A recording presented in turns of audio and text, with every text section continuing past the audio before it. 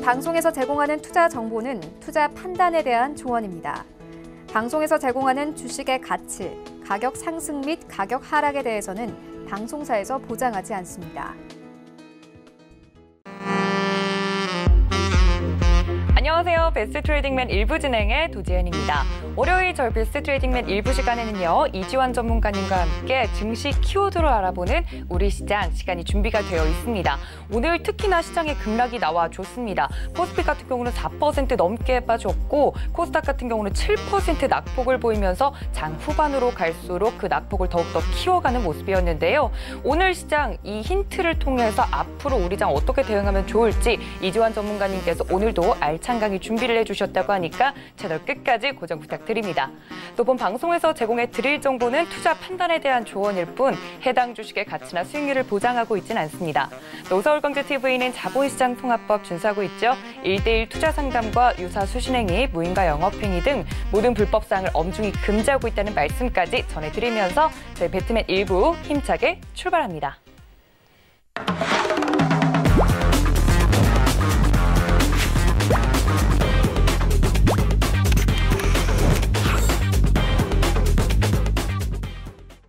네, 오늘 도움 말씀 주실 이지환 전문가님 모십니다. 위원님, 어서 오세요. 안녕하세요. 네, 저희 위원님과 함께 할 수 있는 방법 먼저 설명을 드리도록 하겠습니다. 약간 과정이 좀 더 추가가 됐는데 노란색 카카오톡 어플 들어오셔서요. 오픈 채팅방 검색창에 서울경제 이지환 검색하시면 됩니다. 말풍선 모양으로 생긴 아이콘을 먼저 누르시고요. 검색 버튼에다가 이제 서울경제 이지환 검색을 하시면 오픈 채팅방이 한 개가 떠야 정상입니다. 들어오시면요. 위원님께서 이미 많은 분들과 함께하고 계시지만 시장에 대한 이야기부터 또 대응 방법, 또 종목에 대한 이야기까지 빠짐없이 해드리고 있으니까 지금 바로 입장 부탁드립니다. 자, 이렇게 위원님과 함께 할 수 있는 방법 먼저 설명을 드렸는데요. 위원님께 바로 시장 이야기 좀 여쭤봐야 될 것 같아요. 저번 주 이제 금요일장에서도 먼저 이야기를 해주셨지만 오늘 장 좀 빠졌습니다. 여러 가지 이유가 붙던데요. 위원님, 오늘 장 진짜 왜 빠진 건가요?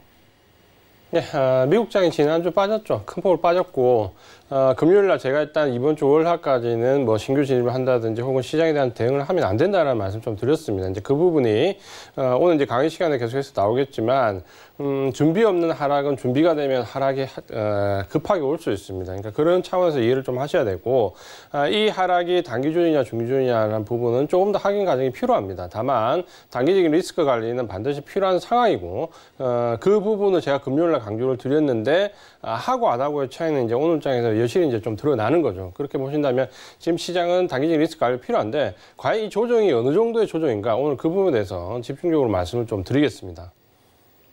네, 정말 소름 돋죠. 위원님께서 금요일에 월요일, 화요일까지는 좀 시장 흐름을 봐야 된다라고 말씀을 드렸습니다. 저는 그간 시장이 굉장히 좋아서 어떤 악재도 별로 안 흔들릴 것 같다라는 생각을 했는데 제 오산이었습니다. 위원님께서 해주신 말씀대로 월요일, 화요일장 분석이 굉장히 중요할 것 같은데요. 위원님께서 오늘도 증시 키워드로 우리 장을 아주 세밀하게 이제 분석을 해주셨다고 합니다. 위원님, 바로 내용 들어볼까요?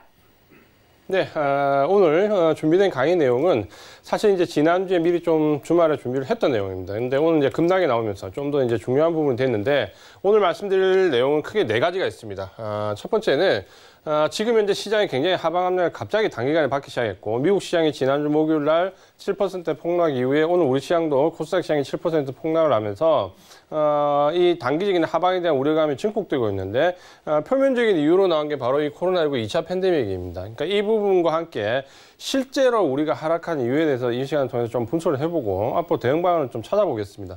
그리고 두 번째는 이제 이 뉴스에 가려졌지만 지금 대북 관계 악화에 따른 증시 좀 변화 요인도 있고요. 특히 이제 2주 동안 제약 바이오 업종이 거의 한 15% 가까이 폭등을 했습니다. 이 부분에 대해서도 한번 짚어볼 부분을 말씀 좀 드리겠고요. 마지막으로는 외국인의 지금 수급에서 표적 공략이 어느 쪽으로 이루어지고 있는지, 수급의 변화가 있는지 이 부분에 대해서 또 말씀을 드리고 주간 투자 전략에 대해서 자세하게 말씀을 좀 드리겠습니다. 먼저 이제 첫 번째 주제가 코로나19 2차 팬데믹인데 지금 지난주 목요일 날 미국 시장이 갑자기 7% 넘는 급락을 하면서 대두된 부분이 코로나19가 재유행할 수 있다라는 부분.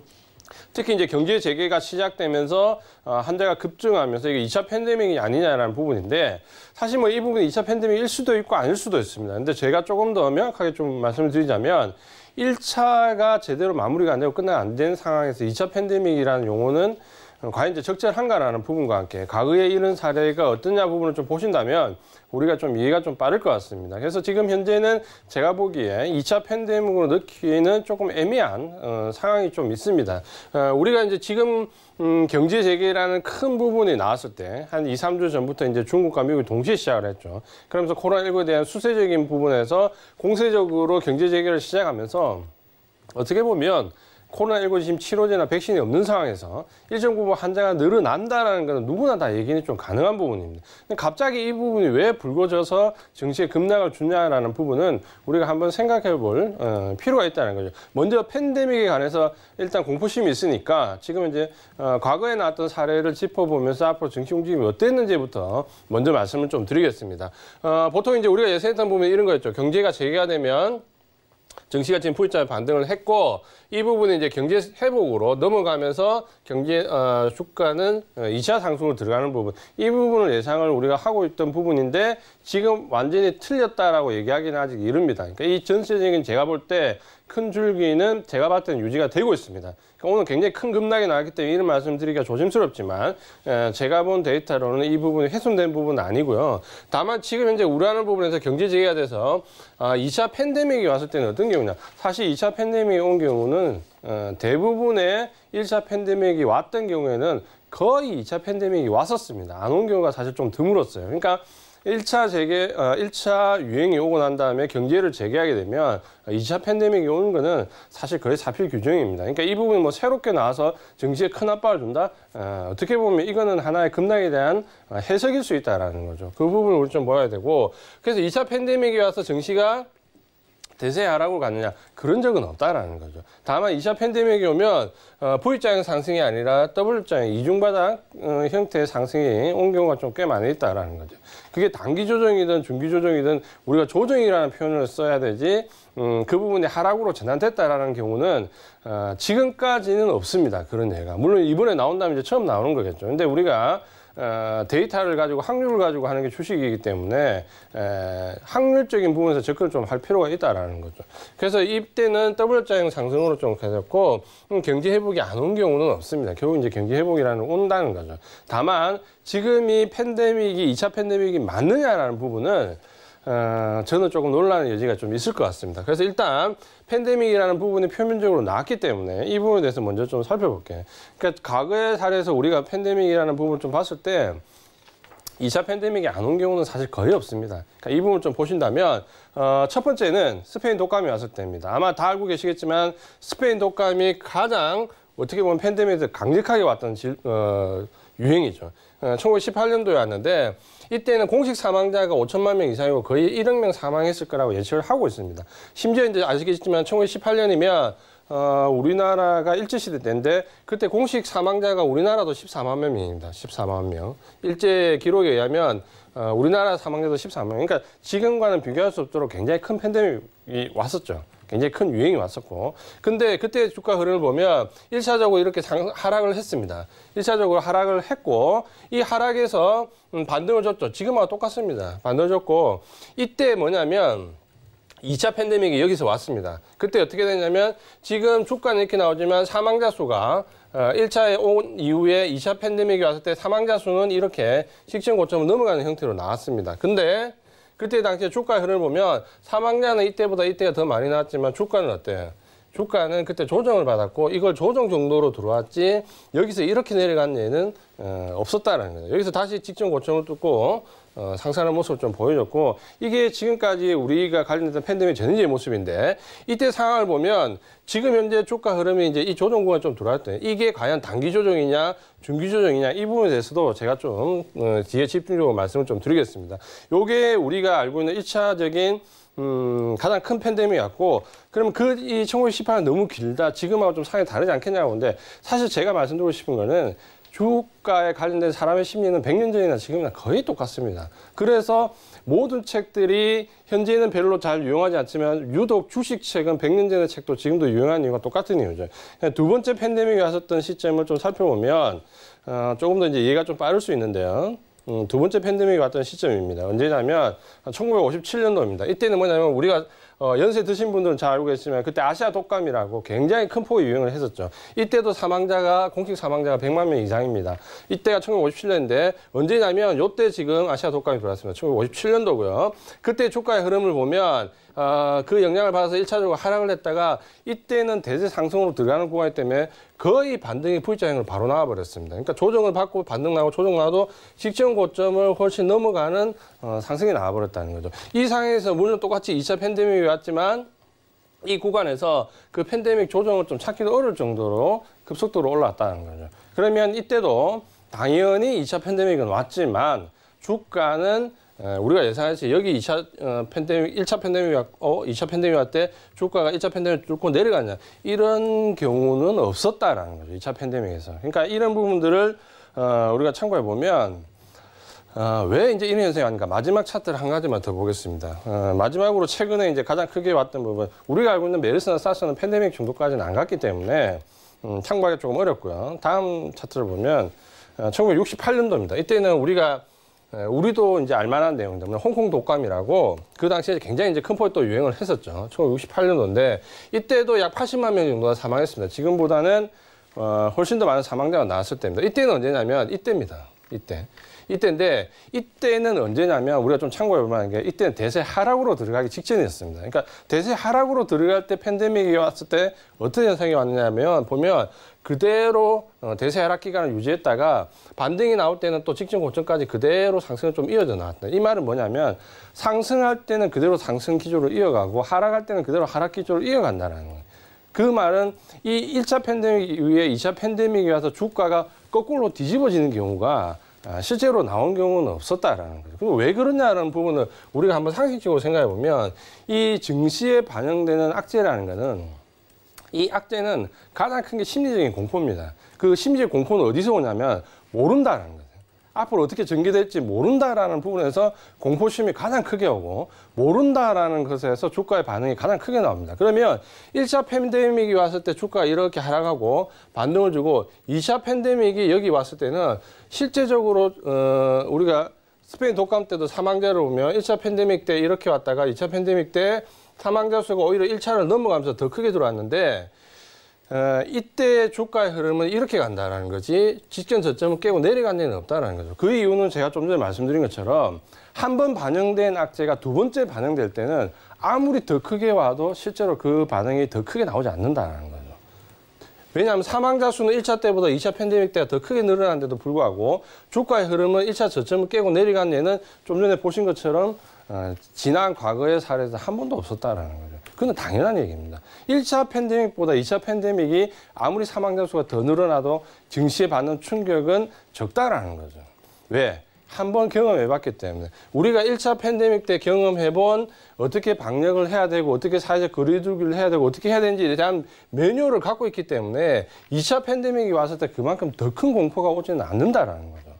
이 부분을 본다면 과연 이제 2차 팬데믹이 와가지고 우리 증시가 1,400까지 다시 내려갈 거냐라는 부분에서 상당히 회의적으로 볼 수밖에 없다라는 거죠. 물론 또 한 가지는 지금 이제 1차 경제지기가 이제 막 시작하는데 이 시작한 시점에서 2차 팬데믹이 맞냐라는 부분도 사실 논란입니다. 제가 봤을 때는 아직 2차 팬데믹이 아닐 수 있다는 생각을 합니다. 왜냐하면 과거 사례에서 2차 팬데믹이 왔을 때 어떤 경우에 왔냐면 1차적으로 경제 재개를 시작하고 사회적 거리두기가 완화되면서 경제활동을 하면서 학생들이 학교에 가기 시작하고 나서 이후에 대부분 2차 팬데믹이 왔다는 거예요. 그 발단이 대부분 학교에서 시작됐습니다. 그러니까 학생들이 학교에 가기 시작하고 난 뒤에 한참 후에 2차 팬데믹이 이제 발생하기 시작했거든요. 근데 지금 보시면 우리나라가 이제 학교에 가기 시작했지만 글로벌 증시에서 아직 학교에 그 학생들이 등교를 하거나 학교 수업을 받는 예가 많지 않습니다. 그러니까 본격적으로 2차 팬데믹에 들어갈 수 있는 여건이 아직은 제가 볼 때는 안 만들어졌다는 거죠. 그러면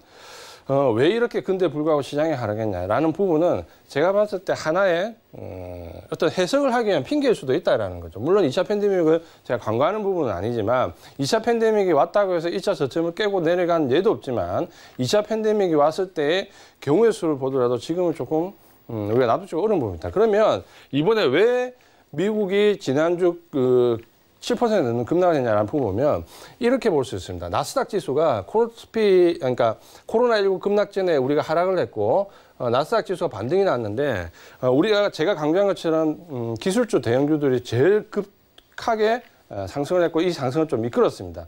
이 바닥에서 테슬라로 대변해 2차 전지를 비롯해서 대부분의 대형 기술주들이 반등을 이끌었는데 이 반등이 생각보다 굉장히 세게 났다는 거죠. 그러면 딱 시점이 어느 정도냐면 직전 코로나19의 급락하기 직전 고점을 나스닥이 넘어가는 이 시점에서 급락이 나왔다라는 부분은 제가 봤을 때 차익 실현 매물이 강하게 좀 나왔다라고 좀 이해를 하는 게 맞을 것 같고요. 그 차익 실현 매물은 아마도 공격적으로 매수에 동참했던 헤지 펀드에서 제가 볼 때는 차익 실현 매물이 나왔다라고 봅니다. 물론 지금 데이터에 의하면 헤지 펀드가 이번 상승에서 굉장히 큰 폭을 매수했기 때문에 이 물량들이 모두 다 쏟아진다면 증시에 큰 충격을 줄 수 있다라는 뉴스도 주말에 CNN에서 나왔습니다. 근데 우리가 이제 좀 경험적으로 이렇게 생각해 볼 수 있는 거죠. 뭐냐면 우리가 지금까지 느꼈던 개인들이 느꼈던 고점에 대한 공포를 보면 어떤 부분이냐면 이런 거죠. 만약에 우리가 어떤 증시가 고점을 형성하는 시점이 오면 보통은 그 고점에서 뭡니까? 충분히 매물을 개인한테 넘기든 프로그램 물량한테 넘기든 개인한테 물량을 넘기기 위한 충분한 고점의 모양이 나온다라는 거죠. 그게 이중 고점이 나오든 행보를 해서 나오든 고점에 굉장히 머물러 있던 최근의 유행처럼 이렇게 고점에서의 뭔가 물량을 넘길 수 있는 모양이 나오는 게 일반적이라는 거죠. 왜냐하면 하나의 종목이 하락하는 게 아니라 증시 전체가 하락을 하기 때문에 거기에 대한 부분이 나온다는 거예요. 근데 만약에 지금처럼 상승을 했는데 시점 고점 넘어가자마자 급락이 나왔다.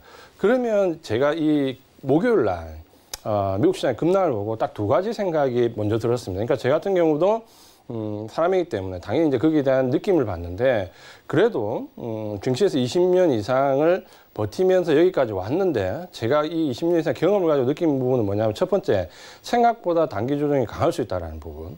그러니까 단기적인 조정이 강할 수 있다. 이 하락폭이 좀 강할 수 있다는 부분. 두 번째는 여기가 고점이 아닐 수 있다는 생각. 더 크게 넘어갈 수 있다는 생각을 사실 했습니다. 제가 이 방송을 하면서 오늘 우리 시장에 굉장히 큰 폭의 하락이 났는데 뭔가 희망적인 얘기를 하기 위해서 드리는 부분이 아니라 제가 느꼈던 솔직한 부분입니다. 첫 번째는 단기 조정이 생각보다 강할 수 있다는 부분. 두 번째는 조정이 길지 않겠구나라는 부분. 그 말은 뭐냐면 고점에서 고점을 만들자마자 이렇게 급락한다라는 부분은 굉장히 빠르게 차익 실현 매물이 나왔다는 거고 이 빠르게 매물이 나오면 증시가 이렇게 되는 예는 거의 없다고 보시면 됩니다. 이렇게 고점에서 어떤 부분을 만들지 않고 내려오면 이 부분은 조정일 가능성이 굉장히 높고 여기가 하락했던 고점이 아닐 가능성이 상당히 높다라는 거죠. 기술적으로 보면. 그래서 단기적으로는 굉장히 아프고 힘들 수 있지만 오히려 뒤쪽으로 본다면 우리가 예상하는 하반기의 상승이 강하게 나올 수 있다는 사실 반증이기도 합니다. 결국 제가 증시가 만약에 하반기에 주도주 위주로 편성이 돼서 올라간다라는 부분을 말씀을 드리면 이런 과정이 제가 예상했던 8월이나 9월에 충분히 나올 수 있는 과정이죠. 그런데 그 부분이 지금 현재 좀 더 땡겨져서 나왔다라는 부분은 굉장히 역설적이지만 다르게 해석을 하면 시장이 그만큼 강할 수 있다라는 반증이기도 합니다. 그러니까 이 부분은 우리가 좀 확인이 필요하기 때문에 단정적으로 얘기하기는 어렵지만 그래도 오늘 코스닥이 굉장히 큰 폭의 하락하면서 굉장히 마음이 아프신 분들은 이후에 시장이 오히려 더 강할 수 있다라는 부분을 조금 좀 생각하셨으면 좋겠고 지난주 금요일 날 제가 말씀드렸던 리스크 관리, 단기 중기 관련된 리스크 관리를 왜 해야 되냐라는 부분은 오늘 시장을 보시면은 조금 더 명확하게 생각을 좀 하실 수 있지 않을까라는 부분으로 코로나19 관련된 2차 팬데믹 과연 사람들이 얘기하는 것처럼 증시가 그렇게 급락을 했냐, 저점을 깨고 내렸냐 그런 부분은 없다라는 부분과 함께 이걸 계속해서 하락 전환이 아니라 조정이라는 표현을 쓰는 이유가 그 부분이 이번 주 짧게 끝나는 단기 조정이든 혹은 2, 3주 정도 넘어가는 조정이든 분명히 조정이라는 표현을 좀 쓴다라는 거죠. 그래서 계속 좀 보면 자 우리가 이제 이 부분은 이제 현실적으로 예측을 해야 됩니다. 어떤 부분을 예측을 해야 되냐면 일단 이제 단기 조정으로 갈 수 있는 부분에 대해서는 너무 급하게 하락했기 때문에 사실 단기 조정 가능성이 좀 있습니다. 근데 제가 지난주 금요일 날 드렸던 말씀을 잘 생각해 보시면 뭐냐면 이번 하락이 너무 목요일 날 미국 시장이 급하게 나왔기 때문에 목요일 날 우리 시장에 선물옵션 동시만기인데 외국인들이 파생 쪽에서 전혀 하방에 대한 대비가 없다는 말씀을 드렸습니다. 그래서 시장은 오히려 한 이틀 정도 하락을 제한시키면서 하락에 대한 준비를 할 수 있다. 오리가 물 위에서는 굉장히 평온해 보이지만 물 밑에서 굉장히 요동치듯이 아래쪽에서 굉장히 빠르게 움직일 수 있다는 걸 이틀 정도 말씀드렸는데 금요일 날 우리가 오전장에 급락 위에 반등을 주는 모습 보였고 오늘장 시작할 때 그렇게 하락이 깊지 않은 모습을 보였다. 이 정도가 이틀 정도 되는 거죠. 우리가 시간적으로 열어보면. 그럼 그 이후에 지금 급락이 나왔다라는 부분은 뭡니까? 어느 정도 하방에 대한 해지가, 대비가 어느 정도 되고 있다라는 거죠. 만약에 이제 단기 조정을 끝난다면 제가 봤을 때 나스닥 지수 기준으로 말씀을 드리겠습니다. 왜? 시장이 나스닥 지수를 기준으로 상승했기 때문에. 그러면 한 9,300 정도까지 열어놓으시면 됩니다. 이 정도 수치면 사실 오늘 정도 하락하면 다 할 수 있는 위치입니다. 그러면 여기서 만약에 단기 조정을 끝난다면 이거는 2차 팬데믹으로 놓기보다는 그냥 1차 선상에 그냥 연장선상으로 이해하는 게 제가 볼 때는 더 맞을 것 같습니다. 그래서 2차 팬데믹이라는 표현보다는 단기 조정을 끝나야 되면 경제 재개를 하는 가운데서 나오는 하나의 어떻게 보면 해프닝으로 볼 수 있는 거죠. 그리고 우리가 생각해야 될 부분은 3분기, 4분기 주도주가 아마도 수급이 급격히 바뀔 가능성이 있습니다. 그러니까 이 부분에 대한 부분을 우리가 대비를 좀 해야 된다. 이렇게 좀 말씀을 드리겠고요. 그 다음에 이제 우리가 지금 현실적으로 보면 오늘 낙폭이 굉장히 컸고 미국 시장도 컸기 때문에 2, 3주 정도의 중기 조정으로 갈 수 있다는 부분도 열어놔야 됩니다. 그 부분을 보신다면 나스닥 지수 기준으로 보면 9천에서 한 8,700 정도, 9천에서 한 8,700 정도를 열어놓고 좀 대응을 해야 됩니다. 그러면 어느 정도 이번 주까지 하락할 수 있는 여폭이 조금 더 남아있는 거죠. 그러니까 이 폭까지는 좀 생각을 좀 하셔야 되고 이를 경우의 수를 생각해 보면 해치펀드가 1차적으로 지난주 목요일 날 차익 실현 매물이 나왔는데 이게 한 번 더 나올 수 있습니다. 그러니까 우리 시장이 오늘 급락을 했지만 미국 시장이 한 번 정도 더 이 지수 때까지 차익 매물이 한 번 더 나올 수 있다는 부분은 좀 생각하시면 되겠고 그러면 3분기, 4분기 주도할 수 있는 종목을 너무 급하게 매수 들어갈 필요가 없습니다. 조금 시간적 여유를 가지고 완만하게 분할로 조금씩 관심을 가질 수 있는 가지면 되는 이제 그런 정도의 조정, 중기 조정이다라고 생각을 좀 하시면 될 것 같습니다. 그래서 지금 현재는 제가 봤을 때 이걸 단기 조정이나 중기 조정이라고 딱 명확하게 얘기하기 힘듭니다. 그러니까 적어도 지난주 금요일 날 말씀드린 것처럼 오늘이나 내일 정도까지 미국 시장을 확인하는 부분이 좀 필요합니다. 다만 오늘의 급락은 지난주에 어쩌면 우리가 선물옵션 동시만기가 아니었으면 한번 맞아야 될 그 부분을 하방에 대한 준비가 전혀 없었기 때문에 어느 정도 그 세팅이 끝난 다음에 하락했다라고 좀 보신다면 이 정도쯤에서 아마도 미국하고 일단 하락폭에 대한 발맞추기가 어느 정도 됐다라고 보시면 될 것 같습니다. 그래서 너무 지나치게 비관론이나 너무 힘든 부분을 받아들이실 필요는 없다. 다만 이번에 좀 교훈을 좀 삼으신다면 지난주 금요일날 제가 말씀드린 것처럼 단기나 중기에 대한 조정이 명확하지 않을 때는 단기 조정이면 우리가 견딜 수 있습니다. 근데 중기 조정 부분까지 열려 있다라면 반드시 리스크 관리는 선택이 아니라 필수다. 이렇게 말씀을 드리겠습니다. 이번 하락에 대한 부분은 이제 여기까지 좀 말씀을 드리겠고요. 그다음에 이제 다음 이슈로 좀 넘어가겠습니다. 다음 이슈에서 이제 대북 관계 부분인데 사실 이게 지금 현재는 어떻게 보면 이번에 이 코로나19 관련된 2차 팬데믹이 아니면 한 2, 3주 정도 우리 시장에 좀 중요한 요소가 될 수 있는 부분이 있습니다. 왜냐하면 이 대북 관계는 지금 현재 보면 그냥 북한과 우리만의 관계가 아니라 북미 관계에 굉장히 영향을 좀 줄 수 있거든요. 그러면 저 북미 관계까지 지금 미국에서도 지금 북한의 강경한 입장이 나오는 게 성명서가 나왔지 않습니까? 그 영향을 주게 되면 안 그래도 코로나19로 코너에 몰려있는 트럼프 대통령이 이 부분을 하나의 그 타겟의 카드로 좀 쓸수록 활용할 수 있다는 부분이 있는 거죠. 지난번처럼. 그렇게 된다면 이 영향이 또다시 북한과 우리만의 관계가 아니라 미국과의 관계로 같이 넘어가면서 북미 관계까지 같이 엮이면서 시장에 좀 영향을 줄 수 있는 부분이 있습니다. 그러니까 사실 이 부분이 어떻게 보면 아주 극단적 상황으로 가지 않으면 지난번처럼 오히려 긍정적인 역할을 좀 할 수 있는 부분도 있거든요. 그러니까 그 부분까지 발전이 되느냐 여부를 좀 봐야 되고 단기적인 부정적인 부분은 증시에 반드시 반영이 어느 정도는 좀 되겠지만 그 부분보다는 지난번처럼 오히려 북미 관계까지 넘어가게 되면은 또 다른 긍정적인 해결 실마리도 사실 될 수 있습니다. 지난번처럼. 그러니까 그 부분은 좀 우리가 예상을 하면서 좀 보셔야 될 것 같고요. 그 부분에서 이제 직접적인 부분을 우리가 좀 생각하는 부분은 이런 거죠. 사실 올 초에 이후에 보면 남북 경협주들이 굉장히 좋은 흐름을 좀 보였습니다. 중간에 이제 김정은 국방위원장이 뭐 위독설이 나오면서 변동성이 좀 확대되긴 했지만 전체적으로 보면 남북 경협주들이 계속해서 꾸준하게 올해는 좋은 모습을 보였고 특히 총선에서 민주당이 압승하면서 이런 분위기가 상당히 많이 무르익었습니다. 근데 이제 이번에 이런 어떻게 보면 북한 측의 태도 변화에 따라서 굉장히 이제 이 부분이 조금 위축될 수 있는 분위기입니다. 특히 지금 증시의 경향을 보면 지난 한 2주 동안 계속해서 우리 시장이 장중에 조정을 받으면서 시세가 테마주 쪽으로 급격히 많이 났습니다. 특히 이제 제약바이오 쪽으로 굉장히 많이 크게 났는데 우선주, 제약바이오, 그리고 남북경협주, 뭐 거기에 최근 뭐 수소차까지 굉장히 테마주가 어떻게 보면 한 2, 3주 동안 거의 난리비라 할 만큼 굉장히 큰 폭으로 났는데 그런 차원에서 보신다면 시장이 이번에 급락을 겪으면서 어느 정도 정리가 좀 되면 이런 테마주들은 급락할 가능성이 굉장히 높습니다. 그러니까 테마주에 대한 접근은 걔가 굉장히 조심해야 된다 말씀드리는데 역시 이제 그런 부분에서 남북경협 테마주가 어느 정도 영향을 좀 받을 수 있습니다. 그러니까 이 부분에 대한 리스크 관리는 좀 필요하다 말씀 좀 드리겠고요. 반면에 상대적으로 이제 혜택을 볼 수 있는 방산주의 변동성인데 최근에 이제 경향을 보면 남북 경협주가 내려간다고 해서 방산주가 그렇게 급등하지 않습니다. 그러니까 지난번처럼 김정은 위원장의 위독 소리 나왔을 때 하루 반짝할 수 있는데 이 부분이 시세의 연속성 적어도 이제 테마가 형성됐다라고 하면 그래도 한 2, 3일 정도의 시세에서의 연속성은 좀 있어야 되는데 하루 정도 반짝하면은 이 이틀조차 시세가 연속적으로 이어지기 힘든 게 방산주입니다. 그러니까 방산주는 제가 늘 강조를 드리지만 올해가 아닌 내년 차기로 보면 정부 정책 수혜주에 대한 수출 관련된 정책 지원분을 받으면 상당히 주도주 섹터로 한번 들어올 수 있는데 그게 아직은 아니라는 거죠. 특히 코로나19의 직격탄을 좀 받으면서 대부분의 나라, 우리나라도 마찬가지지만 가장 먼저 준 게 뭡니까? 예를 들어서 재난지원금을 확보하기 위해서 첫 번째 줄인 게 대부분 우리나라도 마찬가지지만 대부분의 인도도 마찬가지고 대부분의 나라들이 뭡니까? 국방 예산을 다 줄였습니다. 이 부분을 보신다면 이 방산주는 뭡니까? 상당히 이제 어려운 구간을 지나고 있는 거죠.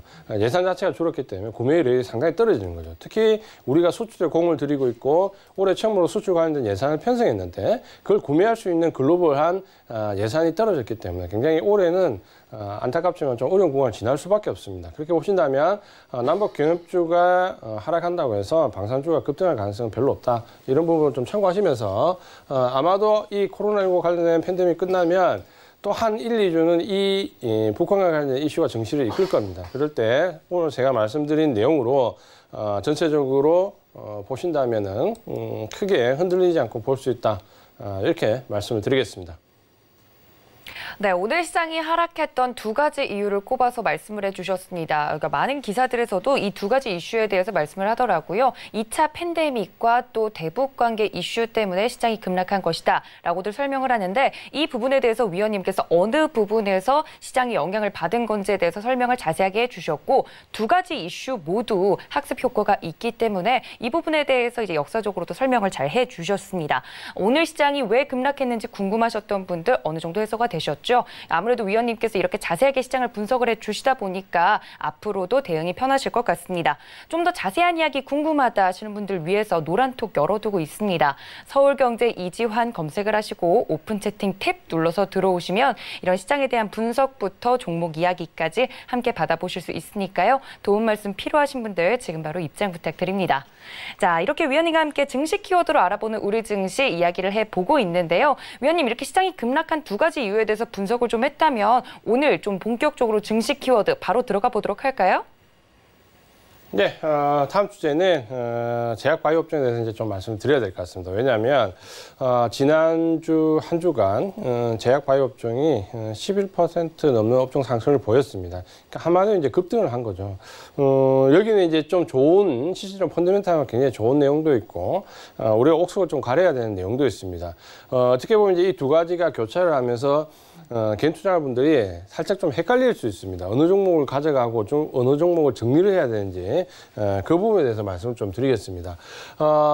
이제 제약바이오 업종이 급등했던 한 세 가지 정도의 요인이 있는데 첫 번째는 실적이 기대되는 종목 섹터들이 있습니다. 제가 계속 강조드린 바이오시밀러 관련된 쪽하고 대형 제약사에서 일부가 신약 모멘텀이 실질적으로 좀 발생이 되는 제약사들이 있습니다. 그러니까 이런 제약사들과 바이오시밀러 관련된 부분이 아무래도 실적을 하반기에 좀 기대할 수 있는데 특히 이 바이오시밀러 관련된 부분은 우리가 셀트론 헬스케어가 코로나19 치료제에도 묶여 있지만 삼성바이오로직스와 함께 실적이 굉장히 큰 폭으로 좀 증가할 모습을 좀 보여주고 있고 그 부분이 어떻게 보면 삼성바이오로직스가 코로나19 치료제가 크게 엮이지 않아도 오늘도 강한 모습이지만 계속해서 강한 모습을 좀 보여주고 있고 코스닥에서 보시면 바이오시밀러와 관련되어 있는 종목들이 뭐 급등하는 모습들이 지난주, 지지난주 계속해서 나오고 있습니다. 그러니까 이런 부분들 좀 본다면 바이오시밀러와 관련되어 있는 실적은 확실히 중심 섹터가 들어와 있고 대양 제약사에서 가지고 있는 실적과 특히 신약과 관련된 모멘텀에서 일부는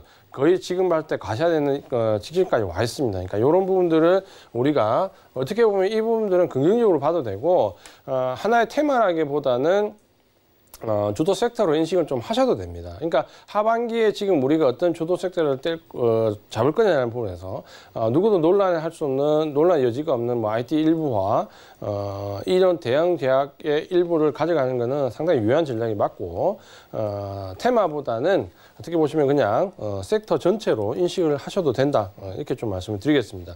이제 우리가 두 번째 이제 좀 주목해서 좀 봐야 되는데 뭐냐면 코로나19 치료제와 관련된 부분하고 신약 모멘텀인데 지난주에 우리가 그 바이오 종목 12% 급등을 하면서 착시 현상이 뭐냐면 하나는 코스닥 시장에서 굉장히 잘 버티는 것 같다는 코스닥 시장이 그 수급도 좋아지는 것 같고 좀 잘 버텼다는 부분 지난주 부분인데 그 착시 현상이 뭐냐면 바로 이거죠. 몇 개의 대형 제약사 혹은 신약 모멘텀이 있는 바이오 업체들이 상승하면서 뭐 코스닥 시가총액 거의 한 40%가 바이오가 육박하다 보니까 그런 종목 일부가 상승하면서 대부분의 코스닥 섹터가 괜찮은 부분이 아니냐라는 오해가 오늘 여실히 깨진 거죠. 대부분의 종목들이 급락했죠. 그런 데서 착시 현상을 좀 속으면 안 됩니다. 코로나19 치료제 이슈 관련해서는 뭐 셀트론 계열사들도 계속해서 나왔지만 거의 지금 현재 이제 보면 순환매의 거의 끝자락이 좀 보이는 모습입니다. 그러니까 시세 끝자락에서 거의 급등이 나오는 모습이기 때문에 접근을 굉장히 좀 신중히 하셔야 되고 또 한 가지는 뭐냐면 그동안 워낙 우리를 실망시켜가지고 주가 끝없이 하락했던 임상 관련된 종목들이 최근 한 1, 2주 동안 굉장히 급등했습니다. 그래서 어떤 분들은 굉장히 몇 달 동안 고생했는데 지금 이제 그 빠져나올 수 있는 그 본전 근처까지 오신 분들이 굉장히 많죠.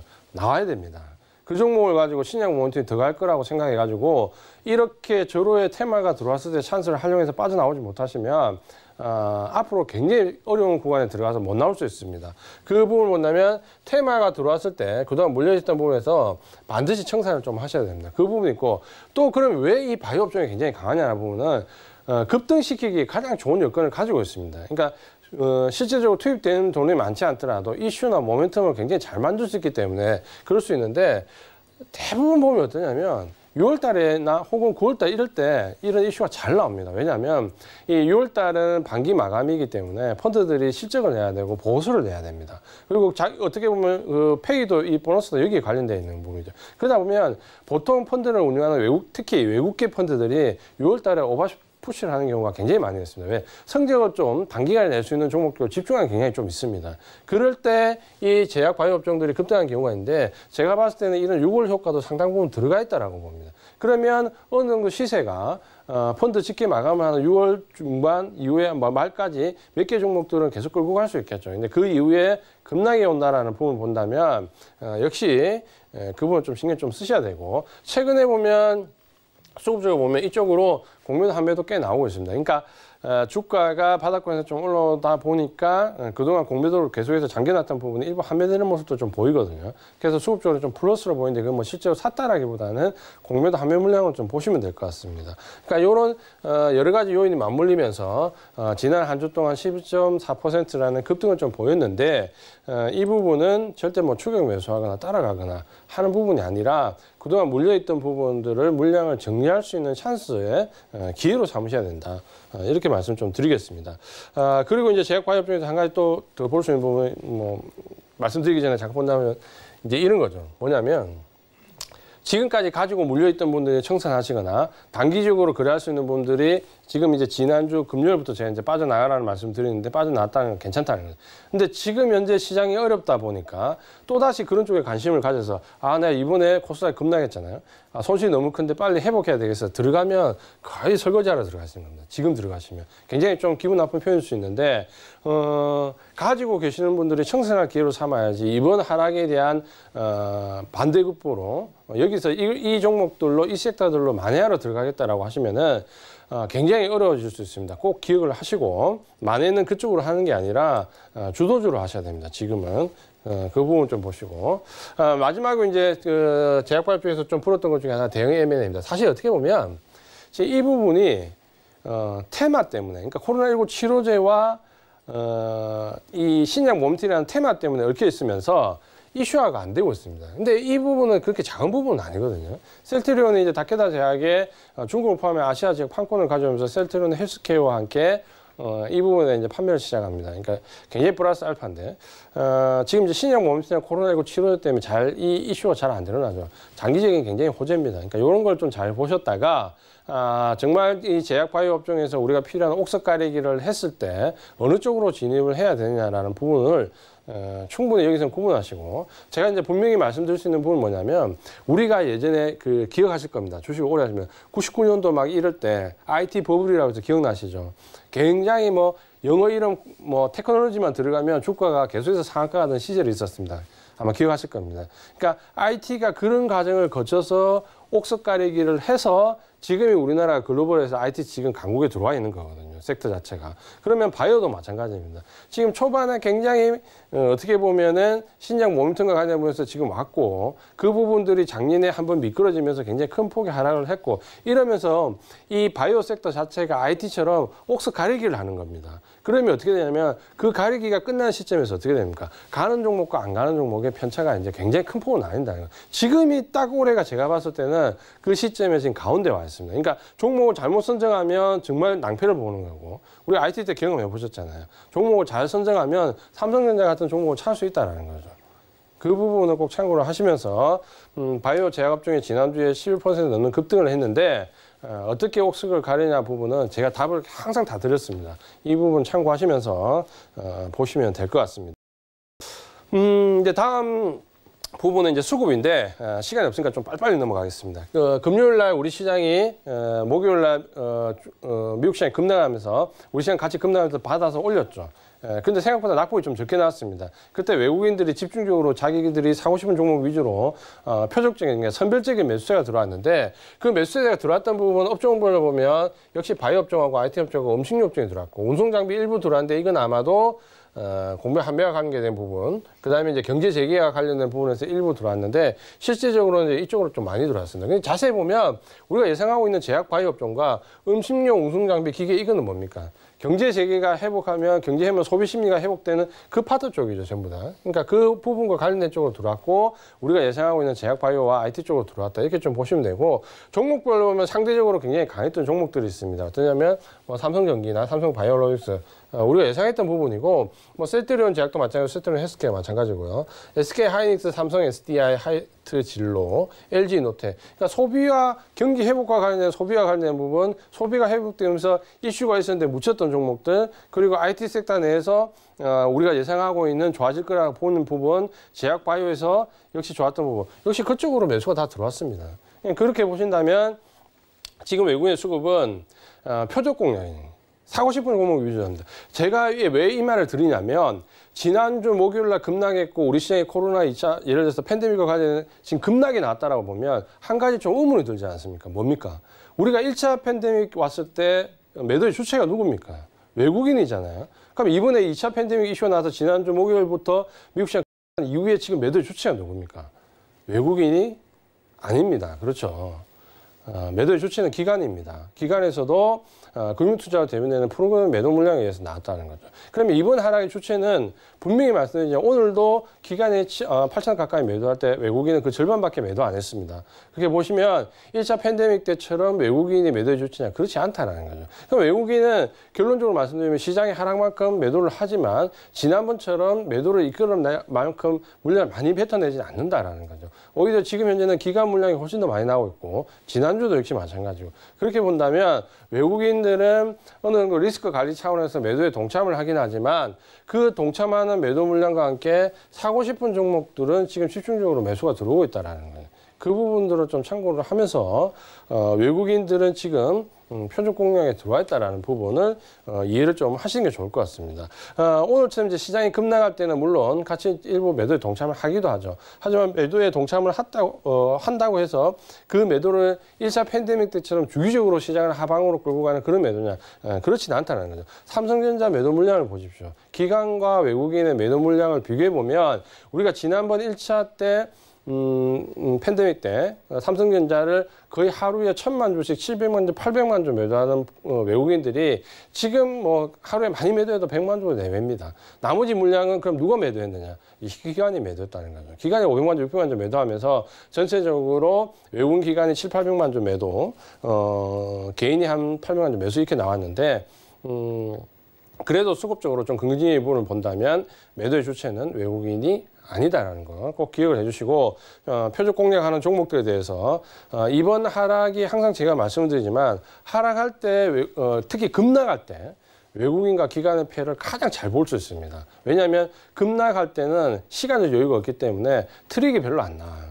그냥 팔고 사는 종목이 그대로 노출됩니다. 그러니까 하락할 때 내 종목이 내려가는데 당황만 하지 마시고 이 시장의 주체들이 어디를 사고 파는지 이때 가장 잘 열심히 보셔야 됩니다. 그러니까 시스템을 만약에 뭐 구동하거나 혹은 다른 부분을 한다면 지금이 풀로 가동해서 지금 봐야 되는 시기죠. 지금이 가장 좋은 시기다. 이렇게 이해를 하시면 좀 될 것 같습니다. 그래서 이제 마지막에 지금 이제 투자 전략을 좀 세우셔야 되는데 그러면 지금 이제 시장이 이렇다는 거죠. 2차 팬데믹이든 아니든 시장이 굉장히 큰 하방을 받았고 코스닥 시장, 코스피 시장 모두 급락을 하고 있고 전체적으로 시장에 대한 우려가 굉장히 커지고 있다. 이제 어떻게 대응을 할 것이냐라는 부분은 우리가 생각을 좀 해야 되는데 결론적인 부분을 말씀드리면 제가 말씀드린 것처럼 아직은 단기 조정인지 중기 조정인지 판별되기 어렵습니다. 미국 시장을 이번 주 더 봐야 되고 특히 이제 미국 시장이 선물옵션 동시만기에 들어갈 때 과연 어느 쪽으로 물량 배분을 하는지 좀 봐야 됩니다. 그 부분까지 하긴 좀 필요한 말씀을 좀 드리겠고 그래서 일단은 이번 주 초반은 월화수 정도는 조정이 어느 정도 깊이 정도인지 어느 정도 파악을 해야 됩니다. 그러니까 이걸 좀 하긴 하고 들어가야지 지금 무턱대고 지금 들어간다 아니다라는 거죠. 가장 중요한 부분이 결국 이 시장은 뭡니까? 우리 시장도 그렇고 글로벌 시장이 나스닥에 대한 기술주들이 먼저 상승하고 먼저 이끌어왔던 부분이기 때문에 기술적으로 좀 보시겠다는 부분은 나스닥이 어디서 지지받는지 아까 제가 말씀드린 단기 조정의 위치권 지수대와 중기 조정 지수대를 봐서 과연 어디서 지지를 받는지 좀 확인을 해야 된다는 거죠. 그리고 지금 말씀드린 것처럼 외국인들이 일단 표적 딱 선별적인 매수를 들어오고 기관은 프로그램 매도를 동반해가지고 매도의 주체로 들어와 있는데 이 부분이 계속 이 구도로 간다면 조정은 그렇게 오래 가지는 않습니다. 근데 만약에 중간에 외국인들이 다시 매도로 완전히 전환을 한다든지 이런 여부, 수급적인 변화 여부를 이번 주에는 반드시 좀 확인을 하고 움직이는 게 좋습니다. 그리고 한 가지는 테마주는 제가 말씀드린 것처럼 이번 조정이 끝나면 전부 급락입니다. 특히 지난주부터 그런 현상들이 많이 들어와 있죠. 그러니까 그런 부분들을 일단 한번 좀 보셔야 될 것 같고요. 그래서 단기 조정 시에는 이렇게 보십시오. 결정을 말씀드리면 단기가 조정이 일단 단기에 그칠 것 같다. 이러면 바로 이번 주에 그치겠죠. 단기 중기 매매 바로 재개를 하면서 정상적인 매매로 복귀하시면 됩니다. 그리고 장기 매집은 아마도 빠르게 매수를 좀 들어가야 될 겁니다. 그러니까 분명히 지금 이번 조정을 활용해서 대부분 기관도 그렇고 외국인도 그렇고 특히 펀드를 운영하는 쪽에서는 반드시 만약에 이 부분이 조정이라고 확인되면 더 물량을 싣고 싶을 겁니다. 특히 우리나라는. 왜냐하면 지금 현재 우리나라 글로벌 증시가 만약에 이 2차 팬데믹으로 완전히 시장이 무너지는 글로벌 증시가 아니라면 아마 전 세계 증시에서 어디를 사고 싶냐라고 했을 때 외국인들이 가장 관심을 가질 수 있는 시장 원투에 우리 시장에 들어갑니다. 그러니까 IT 디지털 인프라 구축이라는 부분에서부터 코로나19와 관련된 부분 그리고 MSCI 이머징 마켓에서 우리나라 지금 비중을 보면 다 모자라요.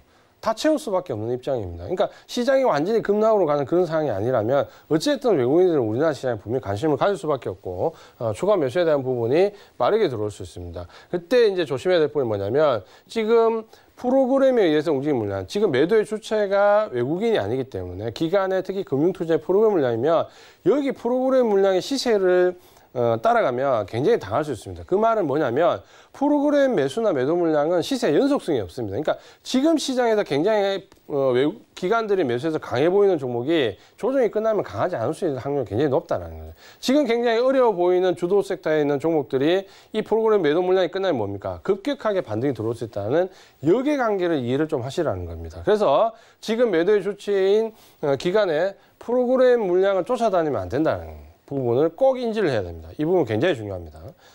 장기 종목에서 다시 말씀드리겠지만 만약에 이제 조정이 중기 조정으로 가면 어떻게 될 것이냐 보면 일단 단기 매매, 중기 매매는 중단을 한 상태에서 시장을 좀 관망을 해야 됩니다. 그러니까 중기 조정이면 제가 봤을 때 2, 3주 정도 조정이 갈 수 있는데 이럴 경우는 먼저 움직일 필요가 없다라는 거죠. 그리고 장기 주도주는 그래도 2, 3주 동안에 매수를 해야 됩니다. 그러면 제가 그 장기 주도주를 항상 이번 한 달 전부터 강조했대. 초회 물량 정도 들어가야 되냐면 5% 정도 매수했다라는 거죠. 그럼 만약 5% 매수했다면 종목당 예를 들어서 10%, 15% 비중을 가지고 매수해 들어간다면 조정이 길어지면 뭡니까? 한 번에 5% 이렇게 살 필요가 없다는 거죠. 그냥 생각날 때마다 1% 이렇게 사버리면 어느 정도 10% 정도 맞출 수 있고 상승하기 후에 다시 5% 추가 진입하면 종목당 15% 비중이고 여기서 주도 종목 5개 들어가면 주식을 상승기에는 뭡니까? 75% 비중을 충분히 장기 주도주로 맞출 수 있다는 거죠. 그러니까 이런 어느 정도 이게 정답은 아니더라도 적어도 계획된 부분을 가지고 들어가라는 거죠. 중기 이상의 매매 때는. 그래서 이 부분을 꼭 한번 더 생각을 좀 해보시면 좋을 것 같고요. 여기서 이제 한 번 더 강조해서 말씀드리는 부분은 이겁니다. 뭐냐면 기관 매도 종목을 주의하자. 그 말은 뭐냐면 좀 전에 말씀드린 반대입니다.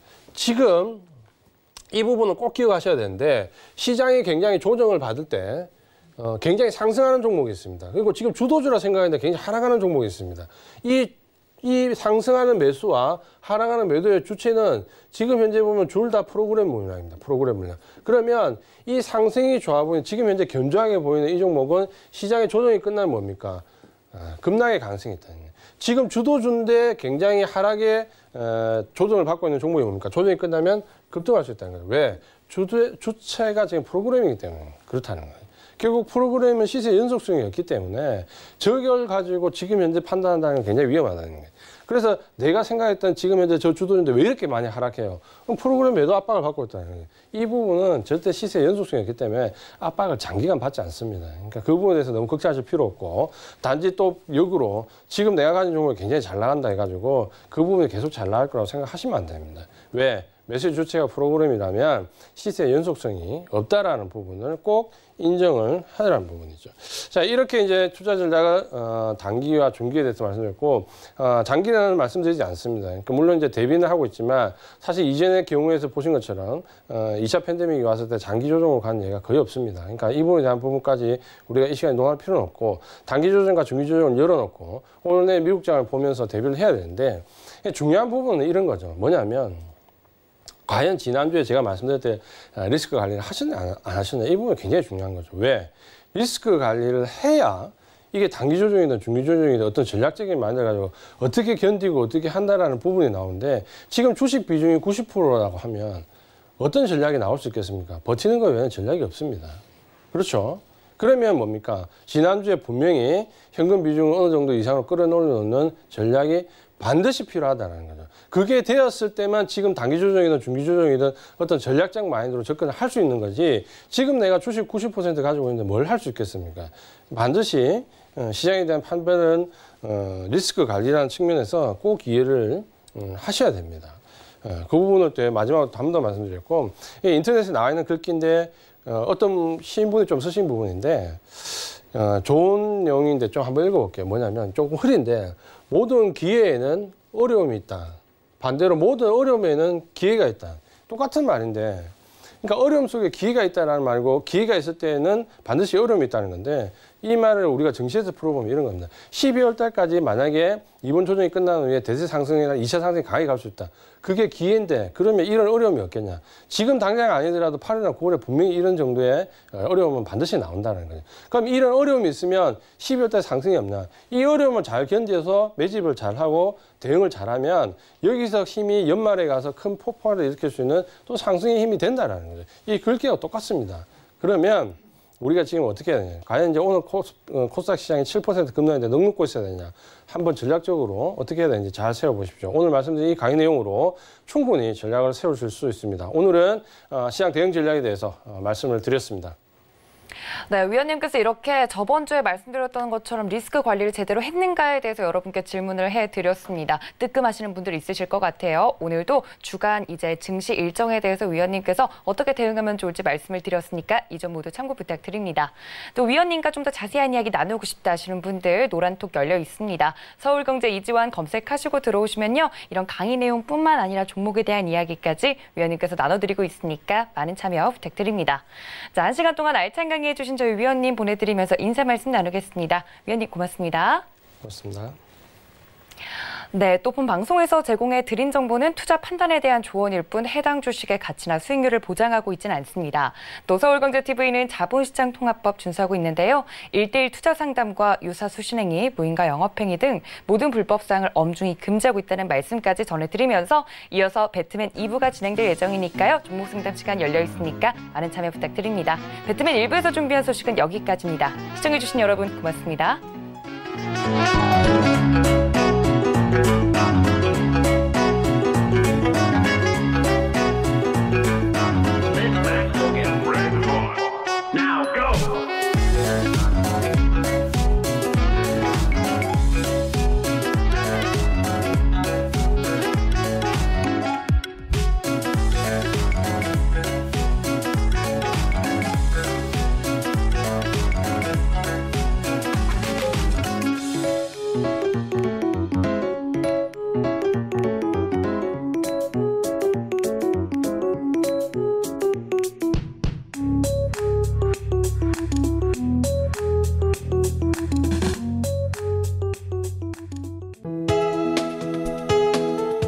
방송에서 제공하는 투자 정보는 투자 판단에 대한 조언입니다. 방송에서 제공하는 주식의 가치, 가격 상승 및 가격 하락에 대해서는 방송사에서 보장하지 않습니다.